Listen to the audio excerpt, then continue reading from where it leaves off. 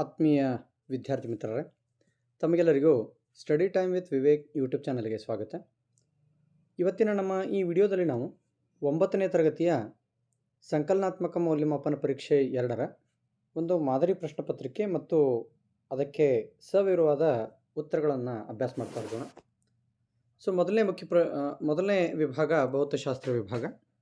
ಮೊದಲನೇ ಮುಖ್ಯ ಪ್ರಶ್ನೆ ಬಹು ಆಯ್ಕೆಯ ಪ್ರಶ್ನೆಗಳು. ಮೊದಲನೇ ಪ್ರಶ್ನೆ, ವೇಗೋತ್ಕರ್ಷದ ಅಂತಾರಾಷ್ಟ್ರೀಯ ಏಕಮಾನ ಯಾವುದು? ಸೊ ಆಯ್ಕೆಗಳು metre per second square, kilometre ಪ್ರತಿ ಸೆಕೆಂಡ್, ಯಾವುದೂ ಇಲ್ಲ. ಸೊ ಸರಿಯಾದ ಆಯ್ಕೆ ಮೀಟರ್ ಪರ್ ಸೆಕೆಂಡ್ ಸ್ಕ್ವೇರ್. ಬಿಲ್ಲಿನ ಆಕಾರದಲ್ಲಾದ ಬದಲಾವಣೆಯು ಮುಂದಿನ ಈ ಶಕ್ತಿಯ ವಿಧಕ್ಕೆ ಉದಾಹರಣೆಯಾಗಿದೆ. ಆಯ್ಕೆಗಳು ಪ್ರಚನ ಶಕ್ತಿ, ಚಲನಶಕ್ತಿ, ಯಾಂತ್ರಿಕ ಶಕ್ತಿ, ಸ್ನಾಯು ಶಕ್ತಿ. ಸೊ ಸರಿಯಾದ ಆಯ್ಕೆ ಪ್ರಚನ ಶಕ್ತಿ.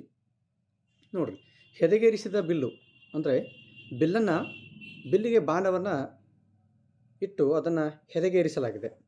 ಸೊ ಏರಿಸಿದಾಗ ಅದರಲ್ಲಿ ಸಂಗ್ರಹಿತವಾದ ಶಕ್ತಿ ಅಂತ ಅಂದಾಗ ಸೊ ಅದು ಪ್ರಚನ ಶಕ್ತಿ ರೂಪದಲ್ಲೇ ಇರುತ್ತದೆ ಅಂತ ಹೇಳಿ ನಾವಿಲ್ಲಿ ಹೇಳಬಹುದು. ಇನ್ನು ದಂತವೈದ್ಯರು ಉಪಯೋಗಿಸುವ ದರ್ಪಣ ಯಾವುದು ಅನ್ನುವಂಥ ಪ್ರಶ್ನೆ. ಆಯ್ಕೆಗಳು ಪೀನ ದರ್ಪಣ, ನಿಮ್ನ ದರ್ಪಣ, ಸಮತಲ ದರ್ಪಣ, ಪೀನ ಸಮತಲ. ಸೊ ಸರಿಯಾದ ಆಯ್ಕೆ ನಿಮ್ನ ದರ್ಪಣ. ಮುಂದಿನ ಪ್ರಶ್ನೆ, ತಮಟೆಯು ಕಿವಿಯ ಯಾವ ಭಾಗದಲ್ಲಿ ಇರುತ್ತದೆ ಅನ್ನುವಂಥದ್ದು.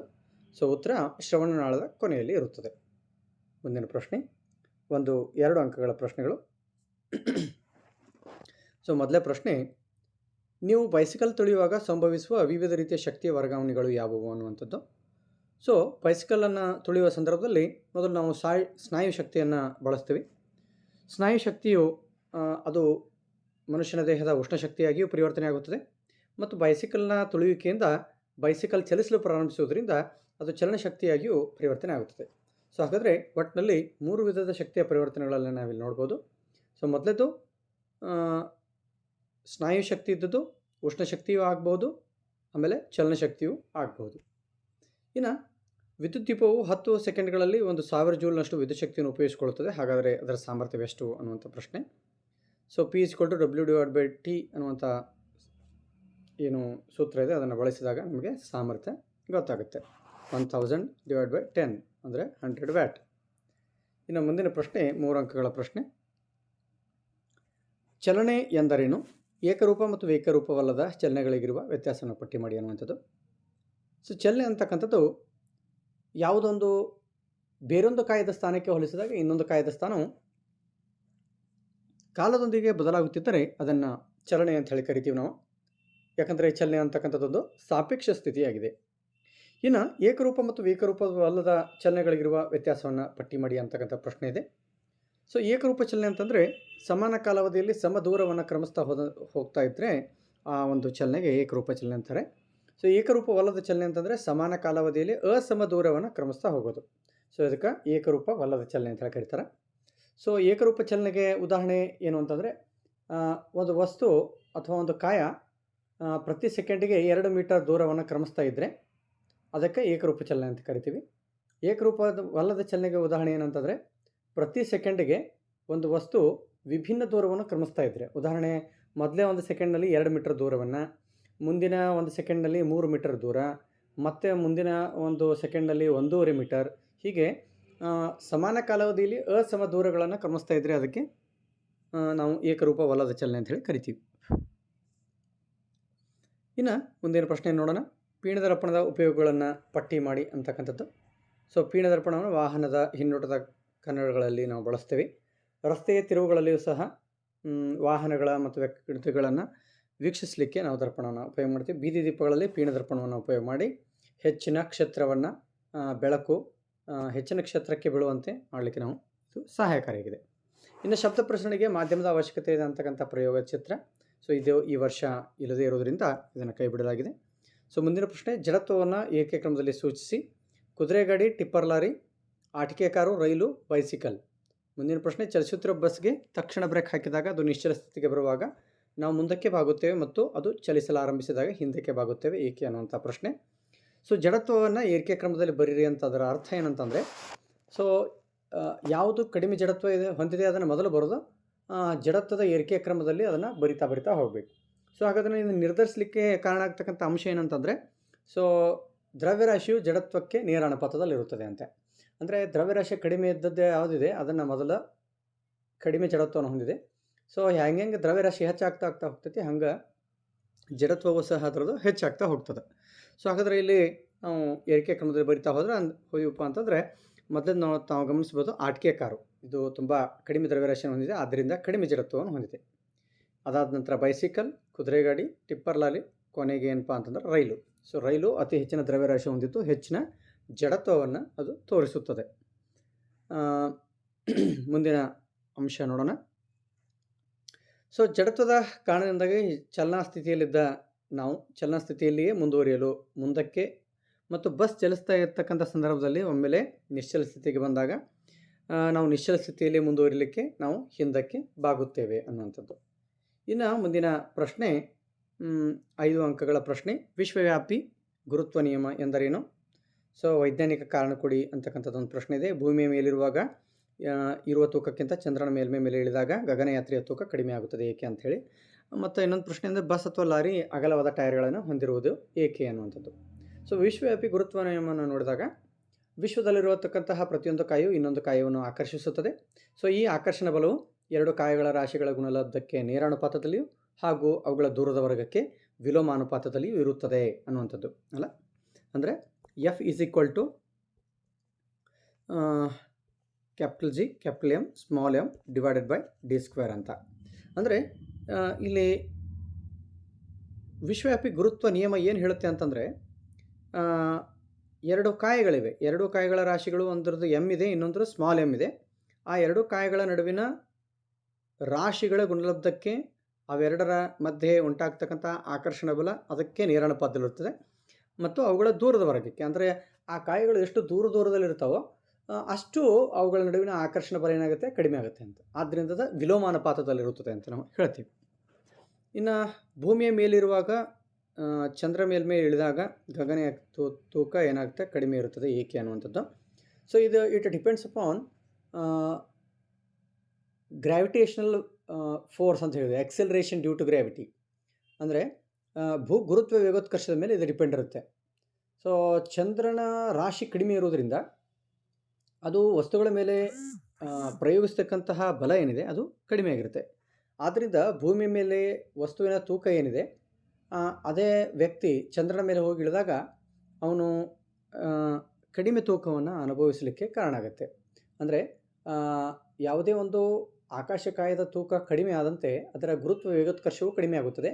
ಸೊ ಗುರುತ್ವ ವೇಗೋತ್ಕರ್ಷ ಕಡಿಮೆ ಆದಂತೆ ಆ ವಸ್ತುವಿನ ತೂಕ ಏನಾಗುತ್ತೆ, ಬದಲಾಗುತ್ತೆ ಅನ್ನುವಂಥದ್ದು.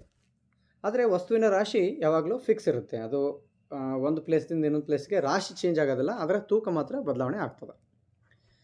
ಇನ್ನು ಬಸ್ ಅಥವಾ ಲಾರಿ ಅಗಲವಾದ ಟೈರ್ಗಳನ್ನು ಹೊಂದಿರುವುದು ಏಕೆ ಅನ್ನುವಂಥದ್ದು. ಸೊ ಕಡಿಮೆ ಒತ್ತಡವನ್ನು ಉಂಟು ಮಾಡಲಿಕ್ಕೆ ಬಸ್ ಅಥವಾ ಲಾರಿಗಳ ಟೈರ್ಗಳು ಏನಾಗುತ್ತೆ, ಅಗಲವಾಗಿರುತ್ತವೆ ಅಂತ ನಾವು ಕಂಡುಕೊಳ್ಬೋದು.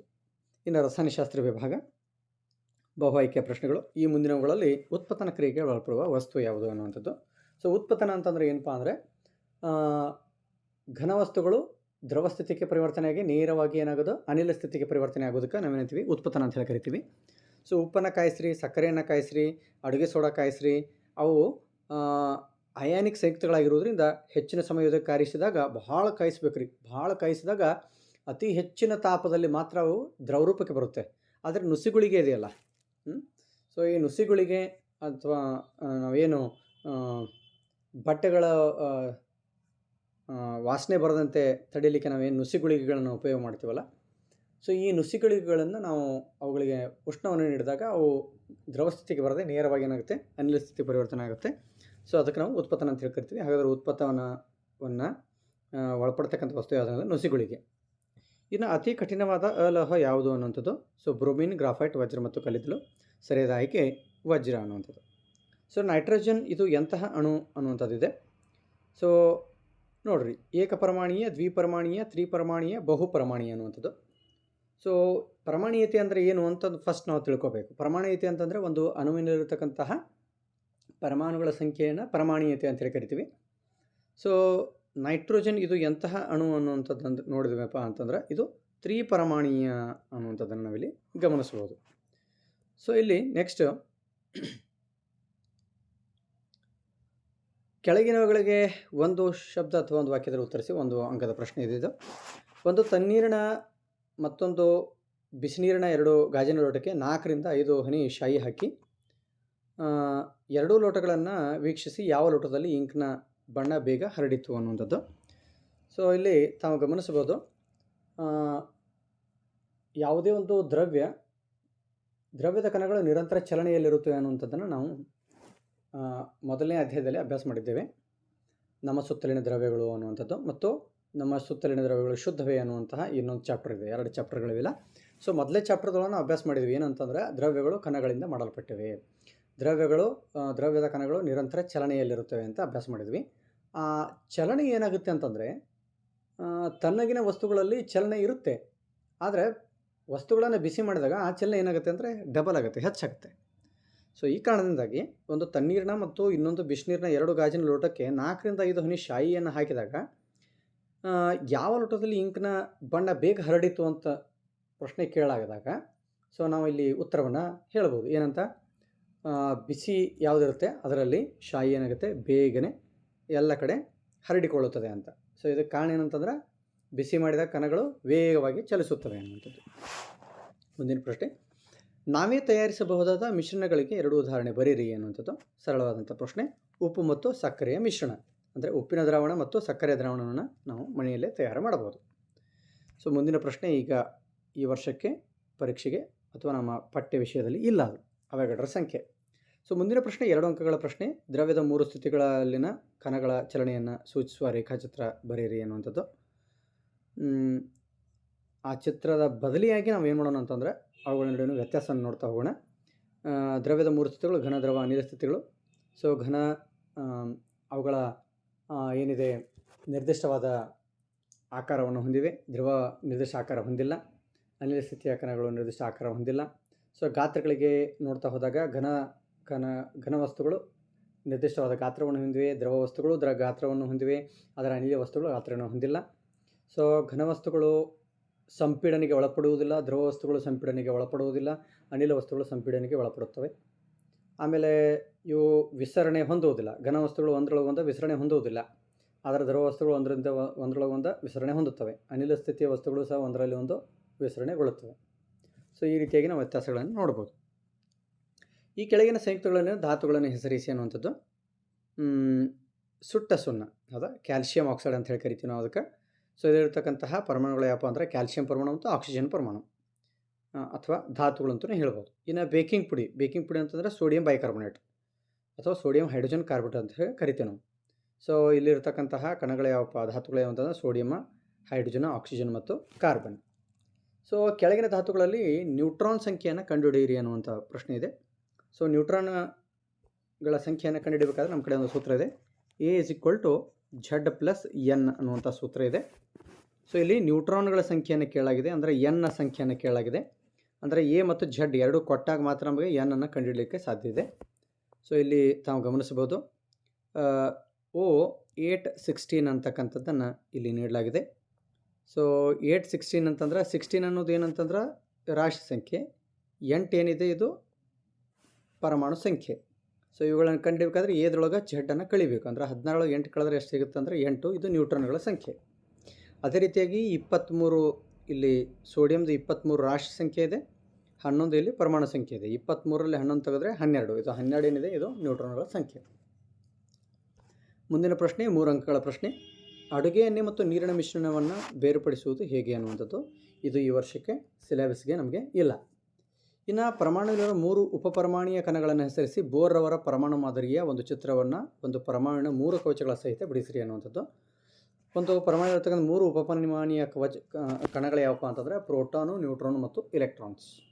ಸೊ ಚಿತ್ರವನ್ನು ಬೋರ್ ರವರ ಪರಮಾಣು ಮಾದರಿ ಪ್ರಕಾರ ಈ ರೀತಿಯಾಗಿ ನಾವು ಬಿಡಿಸ್ಬೋದು. KLMN ಕವಚಗಳನ್ನು ಬಳಸಿಕೊಂಡು ಚಿತ್ರವನ್ನು ಬಿಡಿಸಬೇಕಾಗುತ್ತೆ. ಇನ್ನು ಮುಂದಿನ ಪ್ರಶ್ನೆ, ಲೋಹಗಳ ಯಾವುದಾದರೂ 3 ಭೌತ ಗುಣಗಳನ್ನು ಬರೆಯಿರಿ ಅನ್ನುವಂಥದ್ದು. ಲೋಹಗಳು ತನ್ಯತೆ ಮತ್ತು ಕುಟ್ಯತೆಯ ಗುಣಗಳನ್ನು ಹೊಂದಿವೆ. ಅಂದರೆ ಅವುಗಳನ್ನು ಸುತ್ತಿಗೆಯಿಂದ ಹೊಡೆದು ತೆಳು ಹಾಳೆಯನ್ನಾಗಿಸಲೂಬಹುದು ಮತ್ತು ತಂತಿಯನ್ನಾಗಿಸಲೂಬಹುದು.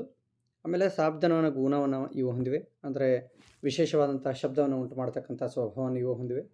ಮತ್ತು ಇವು ಉಷ್ಣ ಮತ್ತು ವಿದ್ಯುತ್ತಿನ ಉತ್ತಮ ವಾಹಕಗಳಾಗಿವೆ. ಸೊ ಇವೆಲ್ಲ ಲೋಹಗಳ ಭೌತ ಗುಣಗಳು. ಮುಂದಿನ ಪ್ರಶ್ನೆ 4 ಅಂಕಗಳ ಪ್ರಶ್ನೆ. ಅದರ ಮೊದಲ ಪ್ರಶ್ನೆ, ಯಾವುದೇ ದ್ರವ್ಯದ ಭೌತಿಕ ಸ್ಥಿತಿ ಬದಲಾಗಲು ಕಾರಣವಾಗುವ ಪ್ರಮುಖ ಅಂಶಗಳು ಯಾವುವು?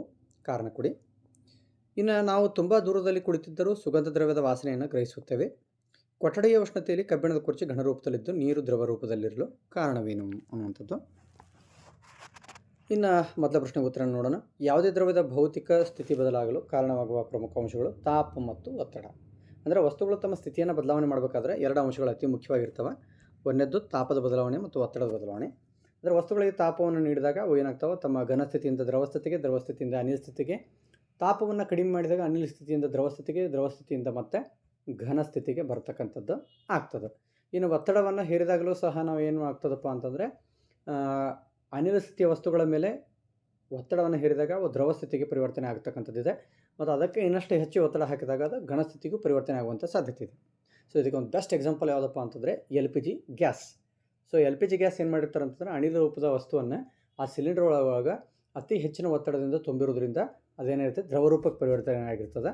ಆದ್ದರಿಂದ ಇದಕ್ಕೆ ಏನಂತ ಕರಿತಾರಪ್ಪ ಅಂದರೆ LPG ಅಂದರೆ ಲಿಕ್ವಿಫೈಡ್ ಪೆಟ್ರೋಲಿಯಂ ಗ್ಯಾಸ್, ದ್ರವಿತ ಪೆಟ್ರೋಲಿಯಂ ಅನಿಲ ಅಂಥೇಳಿ ಅದಕ್ಕೆ ಕರೀತಾರೆ. ಇನ್ನು ಮುಂದಿನ ಪ್ರಶ್ನೆ, ನಾವು ತುಂಬ ದೂರದಲ್ಲಿ ಕುಳಿತಿದ್ದರೂ ಸಹ ಸುಗಂಧ ದ್ರವ್ಯದ ವಾಸನೆಯನ್ನು ಗ್ರಹಿಸುತ್ತೇವೆ ಅನ್ನುವಂಥ ಪ್ರಶ್ನೆ ಇದೆ. ಸೊ ಇದಕ್ಕೆ ಕಾರಣ ಏನು ಅಂತನ್ನೋದನ್ನು ಇದೇಗೆ ನಾವು ನೋಡಿದ್ದೀವಿ. ಯಾಕಂದರೆ ಕಣಗಳು ನಿಶ್ಚಲ ಸ್ಥಿತಿಯಲ್ಲಿ ಇರುವುದಿಲ್ಲ, ಅವು ಒಂದು ಕಡೆಯಿಂದ ಇನ್ನೊಂದು ಕಡೆಗೆ ಚಲಿಸ್ತಾವಂತ. ಅದರೊಳಗೂ ಅನಿಲದ ಕಣಗಳು ಏನಾಗಿರ್ತಾವೆ, ಘನ ಮತ್ತು ದ್ರವಗಳಿಗಿಂತ ಅತಿ ವೇಗವಾಗಿ ಒಂದು ಕಡೆಯಿಂದ ಇನ್ನೊಂದು ಕಡೆ ಏನಾಗ್ತಾವೆ, ವಿಸರಣೆ ಹೊಂದ್ತಾವೆ. ಸೊ ಆದ್ದರಿಂದ ದೂರದಲ್ಲಿ ಕುಳಿತಿದ್ದರೂ ಸಹ ನಮಗೆ ಸುಗಂಧ ದ್ರವ್ಯದ ವಾಸನೆ ಸಿಗ್ತದೆ ಅನ್ನುವಂಥದ್ದು. ಇನ್ನು ಕೊಠಡಿ ಉಷ್ಣತೆಯಲ್ಲಿ ಕಬ್ಬಿಣದ ಕುರ್ಚಿ ಘನರೂಪದಲ್ಲಿದ್ದು ನೀರು ದ್ರವ ರೂಪದಲ್ಲಿರೋ ಕಾರಣ ಏನು ಅನ್ನುವಂಥದ್ದು. ಸೊ ಇಲ್ಲಿ ನಾವು ಗಮನಿಸ್ಬೋದು, ಕೊಠಡಿ ಉಷ್ಣತೆಯಲ್ಲಿ ಕಬ್ಬಿಣದ ಕುರ್ಚಿ ಘನರೂಪದಲ್ಲಿದ್ದು ನೀರು ದ್ರವ ರೂಪದಲ್ಲಿ ಕಾರಣ ಏನು ಅಂತಂದರೆ, ಕಬ್ಬಿಣದ ಕುರ್ಚಿಯಲ್ಲಿ ಕಣಗಳು ಏನಾಗಿರ್ತಾವೆ, ಒತ್ತೊತ್ತಾಗಿ ಜೋಡಿಸಲ್ಪಟ್ಟಿರ್ತಾವೆ. ಅವುಗಳ ನಡುವೆ ಅತಿ ಹೆಚ್ಚಿನ ಆಕರ್ಷಣ ಬಲ ಇರ್ತದೆ. ಅದರ ನೀರಿನ ಕಣಗಳ ನಡುವೆ ಏನಾಗಿರ್ತದೆ, ಸಡಿಲವಾದ ಜೋಡಣೆ ಇದ್ದು ದುರ್ಬಲ ಆಕರ್ಷಣ ಬಲ ಇರೋದ್ರಿಂದ ಕಬ್ಬಿಣದ ಕುರ್ಚಿ ಘನರೂಪದಲ್ಲಿಯೂ ನೀರು ದ್ರವ ರೂಪದಲ್ಲಿಯೂ ಇರುತ್ತದೆ. ಇನ್ನು ಮುಂದಿನ ವಿಭಾಗ ಜೀವಶಾಸ್ತ್ರ ವಿಭಾಗ. ಮೊದಲನೇ ಮುಖ್ಯ ಪ್ರಶ್ನೆ ಬಹು ಆಯ್ಕೆಯ ಪ್ರಶ್ನೆಗಳು. ಅದರೊಳಗೆ ಮೊದಲನೇ ಪ್ರಶ್ನೆ, ದೀರ್ಘಕಾಲೀನ ರೋಗಕ್ಕೆ ಈ ರೋಗ ಉದಾಹರಣೆಯಾಗಿದೆ. ಇದು ಈ ಸದ್ಯಕ್ಕೆ ನಮ್ಮ ಪರೀಕ್ಷೆಯಲ್ಲಿ ಇಲ್ಲ. ಇನ್ನು ಮುಂದಿನ ಪ್ರಶ್ನೆ, ಕೆಳಗಿನವುಗಳಲ್ಲಿ ಮಿತ್ರ ಸೂಕ್ಷ್ಮಾಣುಜೀವಿ ಯಾವುದು ಅನ್ನುವಂಥದ್ದು. ಸೊ ಇದನ್ನು ಸಾಮಾನ್ಯವಾಗಿ ನಾವು ಹೇಳ್ಬೋದು, ಆದರೆ ಇದು ಪರೀಕ್ಷೆಗೇನಿಲ್ಲ. ರೈಸೋಬಿಯಂ ಬ್ಯಾಕ್ಟೀರಿಯಾ ಅಂತಕ್ಕಂಥದ್ದು. ಇನ್ನು ಮುಂದಿನ ಪ್ರಶ್ನೆ, ಸಮುದ್ರದಿಂದ ಆವಿಯಾದ ನೀರು ಪುನಃ ಅಲ್ಲಿಗೆ ಹೇಗೆ ಹಿಂದಿರುಗುತ್ತದೆ ಅನ್ನುವಂಥದ್ದು. ಸೊ ಜಲಚಕ್ರದ ಮೂಲಕ ಏನಾಗುತ್ತೆ, ಅದು ಹಿಂದಿರುಗುತ್ತದೆ. ಇನ್ನು ಮರಿಗಳಿಗೆ ಜನ್ಮ ನೀಡಿ ಹಾಲುಣಿಸ್ತಕ್ಕಂಥ ಪ್ರಾಣಿಗಳನ್ನು ಏನಂತ ಕರೀತಾರೆ ಅನ್ನುವಂಥದ್ದು. ಇದು ಸಹ ನಮ್ಮ ಈ 2025 ಪರೀಕ್ಷೆಯಲ್ಲಿ ಇಲ್ಲ, ಸಿಲೆಬಸನ್ನು ಕಡಿತಗೊಳಿಸಲಾಗಿದೆ. ಇನ್ನು ಪುಷ್ಪದಳ 4ರಿಂದ 5 ಗುಣಿತದಲ್ಲಿದ್ದರೆ ಇದು ಯಾವ ವಿಧದ ಸಸ್ಯವಾಗಿದೆ, ಇದು ಸಹ ಇಲ್ಲ. ಸಸ್ಯದ ಅಡುಗೆ ಮನೆಯಿಂದ ಯಾವ ಕಣದಂಗವನ್ನು ಕರೀತಾರೆ ಅನ್ನುವಂಥದ್ದು. ಸೊ ಇದು ಪತ್ರಹರಿತನ್ನು ಸಸ್ಯದ ಅಡುಗೆ ಮನೆ ಅಂಥೇಳಿ ಕರೀತಾರೆ. ಇನ್ನು xylem ಮತ್ತು ಫ್ಲೋಯಮ್ ಅಂಗಾಂಶಗಳ ಕಾರ್ಯಗಳನ್ನು ಬರೆಯಿರಿ ಅನ್ನುವಂಥ ಪ್ರಶ್ನೆ ಇದೆ.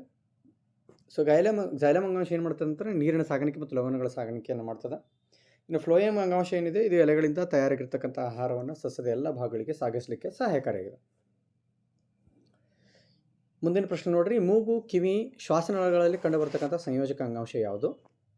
ಸಂಯೋಜಕ ಅಂಗಾಂಶ ಮತ್ತು ದೇಹದ ಉಷ್ಣ ನಿಯಂತ್ರಕವಾಗಿ ಕಾರ್ಯ ಮಾಡುವ ಸಂಯೋಜಕ ಅಂಗಾಂಶಗಳ ಹೆಸರುಗಳನ್ನು ಬರೆಯಿರಿ ಅನ್ನುವಂಥದ್ದು. ಸೊ ಮೂಗು, ಕಿವಿ, ಶ್ವಾಸನಾಳದಲ್ಲಿ ಕಂಡುಬರ್ತಕ್ಕಂಥ ಸಂಯೋಜಕ ಅಂಗಾಂಶ ಮೃದ್ವಸ್ಥಿ ಅಂಗಾಂಶ. ದೇಹದ ಉಷ್ಣ ನಿಯಂತ್ರಕವಾಗಿ ಕಾರ್ಯ ಮಾಡತಕ್ಕಂಥ ಸಂಯೋಜಕ ಅಂಗಾಂಶ ಆಡಿಪೋಸ್ ಅಂಗಾಂಶ. ಸೊ ಮುಂದಿನ ಪ್ರಶ್ನೆ, ಸಸ್ಯ ದೇಹದಲ್ಲಿನ ವರ್ಧನ ಅಂಗಾಂಶದ ಭಾಗಗಳನ್ನು ಗುರುತಿಸಿ ಅಂತಕ್ಕಂಥದ್ದು. ಸೊ ಮೊದಲೇದು ತುದಿ ವರ್ಧನ ಅಂಗಾಂಶ, ಎರಡನೇದು ಅಂತರ್ಗೆಣ್ಣು ವರ್ಧನ ಅಂಗಾಂಶ, ಮೂರನೇದು ಪಾರ್ಶ್ವವರ್ಧನ ಅಂಗಾಂಶ. ಇನ್ನು ಮುಂದಿನ ಪ್ರಶ್ನೆ, ಸಸ್ಯ ಜೀವಕೋಶದ ಚಿತ್ರವನ್ನು ಬರೆದು ಭಾಗಗಳನ್ನು ಗುರುತಿಸಿ ಅಂತಕ್ಕಂಥದ್ದು. ಈ ರೀತಿ ಚಿತ್ರವನ್ನು ತೆಗೆದು ಭಾಗಗಳನ್ನು ಗುರುತಿಸಬೇಕಾಗುತ್ತೆ. ನೈಸರ್ಗಿಕ ಸಂಪನ್ಮೂಲಗಳು ಎಂದರೂ ಅವುಗಳನ್ನು ಪಟ್ಟಿ ಮಾಡಿ ಅಂತಕ್ಕಂಥದ್ದು. ಇದು ಸಹ ನಮಗೆ ಈ ವರ್ಷ ಪರೀಕ್ಷೆಯಲ್ಲಿ ಇಲ್ಲ. ಸೊ ಮುಂದಿನ ಪ್ರಶ್ನೆ, ಅಮೀಬದ ಚಿತ್ರ ಬರೆದು ಮಿಥ್ಯಾಪದವನ್ನು ಗುರುತಿಸಿ. ಆರೋಗ್ಯ ಎಂದರೇನು, ಇದು ಸಹ ನಮ್ಮ ಈ ವರ್ಷದ ಸಿಲೆಬಸ್ನಲ್ಲಿ ಇಲ್ಲ. ನೆಕ್ಸ್ಟ್ ನೋಡ್ರಿ ಪ್ರಶ್ನೆ, 4 ಅಂಕಗಳ ಪ್ರಶ್ನೆ, ಬೆಳೆಗಳಿಗೆ ನಾವು ನೀಡಬೇಕಾದ ಬೃಹತ್ ಮತ್ತು ಸೂಕ್ಷ್ಮ ಪೋಷಕಾಂಶಗಳನ್ನು ಹೆಸರಿಸಿ. ಪಶುಸಂಗೋಪನೆಯು ರೈತರಿಗೆ ಆರ್ಥಿಕವಾಗಿ ಹೇಗೆ ಸಹಾಯಕಾರಿಯಾಗಿದೆ ವಿವರಿಸಿ ಅನ್ನುವಂಥದ್ದು. ಸೊ ಬೃಹತ್ ಪೋಷಕಾಂಶಗಳು ಅಂತಂದರೆ ಸಸ್ಯದ ಬೆಳವಣಿಗೆ ಅತಿ ಹೆಚ್ಚಿನ ಪ್ರಮಾಣದಲ್ಲಿ ಬೇಕಾಗಿರ್ತಕ್ಕಂಥ ಪೋಷಕಗಳನ್ನು ಬೃಹತ್ ಪೋಷಕಾಂಶಗಳು ಅಂತ ಕರಿತೀವಿ. ಅವ್ಯಾವಪ್ಪ ಅಂತಂದ್ರೆ ನೈಟ್ರೋಜನ್ನು, ಫಾಸ್ಫರಸ್ಸು, ಪೊಟ್ಯಾಷಿಯಮ್ಮು, ಕ್ಯಾಲ್ಸಿಯಂ ಮತ್ತು ಮ್ಯಾಗ್ನೀಷಿಯಮ್. ಇನ್ನು ಸಲ್ಫರ್. ಆಮೇಲೆ ಸಸ್ಯದ ಬೆಳವಣಿಗೆ, ಅಭಿವೃದ್ಧಿ ಮತ್ತು ಆರೋಗ್ಯವಾಗಿರಲಿಕ್ಕೆ ಈ ಪೋಷಕಾಂಶಗಳು ಅಗತ್ಯವಾಗಿವೆ.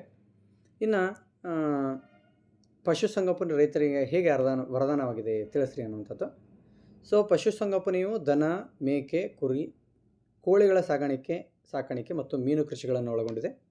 ಜನಸಂಖ್ಯೆ ಹೆಚ್ಚಿದಂತೆಲ್ಲ ಮತ್ತು ಜೀವನ ಮಟ್ಟ ಹೆಚ್ಚಿದಂತೆಲ್ಲ ಹಾಲು, ಮೊಟ್ಟೆ, ಮಾಂಸಕ್ಕೂ ಹೆಚ್ಚಿನ ಬೇಡಿಕೆ ಬರ್ತಾನೆ ಇದೆ. ಇದರಿಂದಾಗಿ ರೈತನಿಗೆ ಆರ್ಥಿಕವಾಗಿ ಏನು ಮಾಡಿದೆ, ಇದು ಸಹಾಯಕವಾಗಿದೆ.